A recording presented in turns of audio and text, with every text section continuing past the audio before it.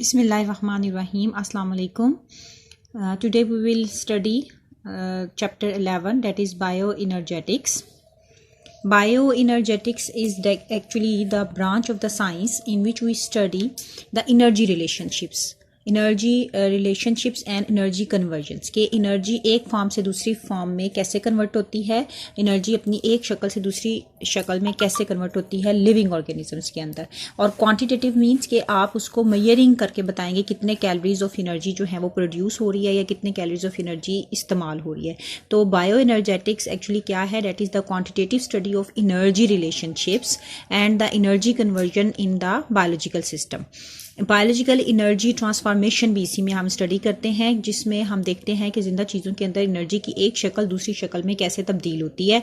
It actually laws follow the laws of thermodynamics. Thermodynamics से आप पढ़ते हैं first law of thermodynamics and second law, जिसमें आप देखते हैं कि एनर्जी की एक फॉर्म दूसरी फॉर्म में कन्वर्ट हो जाती है।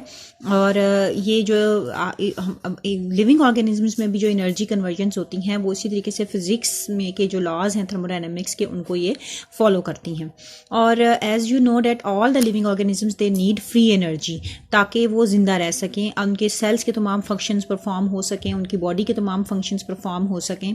अब हमारे जो अर्थ है उसमें जो एनर्जी की सोर्स है, जो एनर्जी का मंबा है वो सोलर एनर्जी है, लेकिन जितने भी एनिमल्स हैं वो या जो living organism direct solar energy को इस्तेमाल नहीं कर सकते हैं, उससे डायरेक्ट अपनी सेल्स की एनर्जी की रिक्वायरमेंट या बॉडी की एनर्जी की रिक्वायरमेंट पूरी नहीं कर सकते हैं। ये सिर्फ ग्रीन प्लांट्स हैं जिनमें क्लोरोफिल मौजूद होता है जो कि सोलर एनर्जी को ट्रैप करता है और उस एनर्जी को कन्वर्ट कर दिया जाता है इनटू द केमिकल एनर्जी, और वो प्लांट्स खुद भी इस्तेमाल करते हैं और प्लांट से फिर आगे वो एनिमल्स भी इस्तेमाल करते हैं।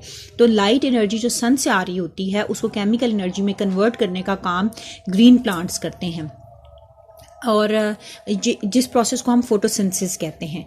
जब फोटोसिंथेसिस होती है तो उसके अंदर, जैसे ये इक्वेशन में भी आप लोगों को नज़र आएगा कि ये इक्वेशन देखें जिसमें आप ये देख रहे हैं कार्बन डाइऑक्साइड और वाटर, इनका रिएक्शन होगा सनलाइट के अंदर in the presence of chlorophyll, तो ग्लूकोज मॉलिक्यूल बन रहा है और ऑक्सीजन रिलीज हो रही है। तो जब फोटोसिंथेसिस का प्रोसेस होता है तो उसमें ऑक्सीजन रिलीज होती है। मॉलिक्यूलर ऑक्सीजन जब हमारी अर्थ में बनना शुरू हुई तो इस मॉलिक्यूलर ऑक्सीजन से रेस्पिरेशन की भी इब्तिदा हुई, एरोबिक रेस्पिरेशन। एरोबिक रेस्पिरेशन वो होती है जिसमें ऑक्सीजन ज़रूरी होती है, जबकि एनारोबिक रेस्पिरेशन जो है वो प्रिमिटिव ऑर्गेनिजम्स में ज़्यादा होती थी, उसमें ऑक्सीजन की रिक्वायरमेंट नहीं होती है। एनारोबिक रेस्पिरेशन अगर हो तो एनर्जी इतनी ज़्यादा रिलीज़ नहीं होती जितनी एरोबिक रेस्पिरेशन में एनर्जी रिलीज़ होती है। तो जो एरोबिक रेस्पिरेशन है वो ऑक्सीजन की मौजूदगी में होती है। तो जब फोटोसिंथेसिस हुई तो एरोबिक रेस्पिरेशन की भी इब्तिदा हुई, एवोल्यूशन हुई। अब रेस्पिरेशन जो है उसमें ग्लूकोज मॉलिक्यूल का ब्रेक डाउन किया जाता है और एनर्जी रिलीज होती है, तो ये एक कैटाबॉलिक प्रोसेस है। जबकि फोटोसिंथेसिस जो है जिसमें दो छोटे मॉलिक्यूल्स मिलकर एक लार्जर मॉलिक्यूल बना रहे हैं, दो इनऑर्गेनिक मॉलिक्यूल्स मिलकर ऑर्गेनिक मॉलिक्यूल बना रहे हैं, उसके अंदर एनर्जी इस्तेमाल हो रही है जो कि एक्चुअली सनलाइट है। और ये सनलाइट जो है ये इन दो सिंपलर इनऑर्गेनिक मॉलिक्यूल्स को कन्वर्ट कर रही है into the complex organic molecule. तो ऐसे प्रोसेस को हम एनाबोलिज्म कहते हैं। तो रेस्पिरेशन एक्चुअली कैटाबोलिज्म है जिसमें लार्जर मॉलिक्यूल्स ब्रेक डाउन होते हैं, और एनाबोलिज्म एक फोटोसिंथेसिस की एग्जांपल है जिसमें दो सिंपलर मॉलिक्यूल्स एक लार्जर मॉलिक्यूल बना रहे हैं जिसको हम ग्लूकोज कह रहे हैं। तो फोटोसिंथेसिस हम इसलिए स्टडी कर रहे हैं कि इसमें एनर्जी इस्तेमाल हो रही है, सोलर एनर्जी को हम कन्वर्ट कर रहे हैं इनटू द केमिकल एनर्जी। तो ये जो हम बायो एनर्जेटिक्स में फोटोसिंथेसिस को स्पेशली डिस्कस कर रहे हैं, तो फोटोसिंथेसिस हमें हेल्प आउट करता है प्रिंसिपल्स ऑफ एनर्जी ट्रांसफॉर्मेशन को समझने में इन द लिविंग सिस्टम्स, कि किस तरीके से एनर्जी की एक फॉर्म दूसरी फॉर्म में कन्वर्ट होती है इन द लिविंग ऑर्गेनिजम्स। तो रेस्पिरेशन की जब इब्तिदा हुई है ऑक्सीजन के रिलीज होने की वजह से एरोबिक रेस्पिरेशन की, तो उसमें great amount of energy release होती है as compare to anaerobic respiration. तो इस केस में क्या होता है कि जो एटीपी है वो हमारा एनर्जी कैरियर भी कह सकते हैं, मॉलिक्यूल है या एनर्जी करेंसी है जो हमें एटीपी प्रोवाइड करती है लिविंग ऑर्गेनिजम्स के अंदर। ATP stands for adenosine triphosphate. जैसे ये 3 फॉस्फेट्स लगे हुए हैं, जब ये आखिरी वाला फॉस्फेट ब्रेक होता है तो 7300 कैलोरीज ऑफ एनर्जी जो है वो इसमें रिलीज होते हैं। तो ये केमिकल लिंक है between catabolism and anabolism. Catabolism में कंपाउंड्स ब्रेक डाउन हो रहे होते हैं, एनाबोलिज्म में बन रहे होते हैं। तो इस दौरान कैटाबोलिज्म में एनर्जी रिलीज होती है, एनाबोलिज्म में एनर्जी इस्तेमाल होती है। तो एनर्जी ट्रांसफॉर्मेशन समझने में हमें ज़रा इसमें आसानी हो जाती है। Photosynthetic organism mostly higher plants में होती है जो सोलर एनर्जी को ट्रैप करते हैं क्लोरोफिल मॉलिक्यूल के अंदर, और उसमें उस दौरान वो लाइट एनर्जी को कन्वर्ट करते हैं into the chemical energy by the formation of carbohydrates और ग्लूकोज, और फिर ग्लूकोज से आगे कॉम्प्लेक्स कार्बोहाइड्रेट्स वो बना लेते हैं, और जो एक्स्ट्रा एनर्जी होती है वो स्टोर कर लेते हैं into the in different forms. Cellular processes में जो उन्हें यूज़ करनी होती है वो यूज़ कर लेते हैं, बाकी एनर्जी जो होती है वो स्टोर कर लेते हैं, और वही एनर्जी आगे एनिमल्स में शिफ्ट होती है। जो ग्लाइकोलाइसिस और रेस्पिरेशन का प्रोसेस है, ये दोनों हमारे कैटाबॉलिक प्रोसेसेस हैं जिसके अंदर एनर्जी रिलीज होती है, जबकि फोटोसिंथेसिस जो है वो एक एनर्जी कैप्चरिंग प्रोसेस है जिसमें एनर्जी इस्तेमाल होती है। अब हम देखते हैं कि फोटोसिंथेसिस एक्चुअली किस तरीके से होती है। फोटोसिंथेसिस में एक्चुअली क्या होता है, conversion of solar energy into the chemical energy, यानी कि हमारी सोलर एनर्जी कन्वर्ट कर दी जाती है केमिकल एनर्जी के अंदर। So we can define the photosynthesis as a process in which energy poor inorganic compounds they are oxidised into the organic compounds, जैसे carbon dioxide and water, ये दोनों inorganic compounds हैं और इनको कन्वर्ट कर दिया जाता है into the organic compounds that is the glucose. Glucose is an organic compound. तो इसमें क्या हुआ कि energy poor inorganic compounds they are actually oxidised compounds of the carbon and hydrogen, they actually reduced into the energy rich carbohydrates that is the sugar और glucose by using the light energy. इसमें solar energy, light energy इस्तेमाल हो रही है in the presence of chlorophyll, और carbon dioxide and water ये reaction करेंगे और ग्लूकोज बनाएंगे। इस प्रोसेस के अंदर ऑक्सीजन गैस रिलीज होगी और वाटर भी बनेगा। अब इसमें वाटर आपका एज रिएक्टेंट भी मौजूद है और एज प्रोडक्ट भी मौजूद है, क्योंकि कुछ प्रोसेसेस में वाटर रिएक्टेंट के तौर पर इस्तेमाल हो रहा है और कुछ में वो प्रोडक्ट्स के तौर पर बन रहा है। लेकिन इधर इक्वेशन के राइट साइड पर लेफ्ट साइड पर दोनों साइड पे जो है वो फिर बैलेंस हो जाता है बाद में वाटर मॉलिक्यूल। तो एज रिएक्टेंट भी और एज प्रोडक्ट भी ये इक्वेशन में शो होता है।